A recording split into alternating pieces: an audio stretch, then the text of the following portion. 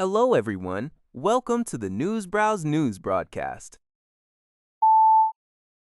The head of the U.S. Drug Enforcement Administration, Terrence Cole, stated that the Port of Vancouver serves as a key entry point for fentanyl ingredients, which are then transported to cartel-run drug labs within Canada. These precursors are subsequently shipped across the border into the United States. Cole expressed significant concern over this cross-border drug trade during a U.S. Senate hearing, highlighting the collaborative efforts between Canadian traffickers and Mexican cartels in manufacturing fentanyl within Canada. U.S. officials are actively monitoring the situation on the northern border due to the severe impact of the opioid crisis. The DEA plans to open 2 new offices in Canada in 2027 to enhance its operations in combating illicit drug trafficking.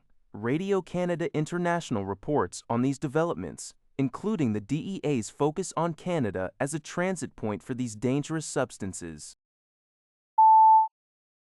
CTV News reports that Toronto police are actively searching for 4 suspects involved in a significant armed robbery in the city's downtown core.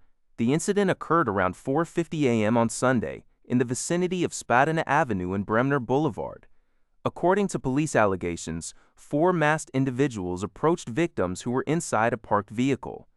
The suspects held the victims at gunpoint while stealing over $500,000 worth of jewelry. After the theft, the suspects quickly fled the scene before police could arrive. Video footage shows the suspects running to a waiting vehicle. One of the victims sustained minor injuries during the robbery. Authorities stated that detailed suspect descriptions are not yet available, but they confirmed the suspects were driving a blue Nissan Rogue equipped with stolen license plates. Images of the suspects have since been released to the public. The Canadian press reports that Hydro One Limited announced a rise in its first quarter profit and revenue compared to the previous year.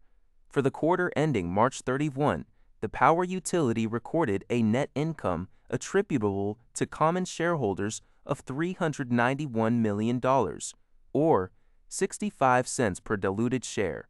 This marks an increase from $358 million, or 60 cents per diluted share, reported in the same period last year. Total revenue reached $2.65 billion, up from $2.41 billion in the first quarter of 2025. The company attributed this positive performance primarily to higher rates and increased peak demand. Additionally, Hydro One confirmed that Chief Operating Officer Megan Telford is set to take over as Chief Executive on June 9th, succeeding David Lebeter, who is retiring from the top position. GO Transit service along the Stouffville line is facing significant delays due to an incident where a person was struck by a train near Centennial GO in Markham. The collision took place at Euclid and Eureka Streets.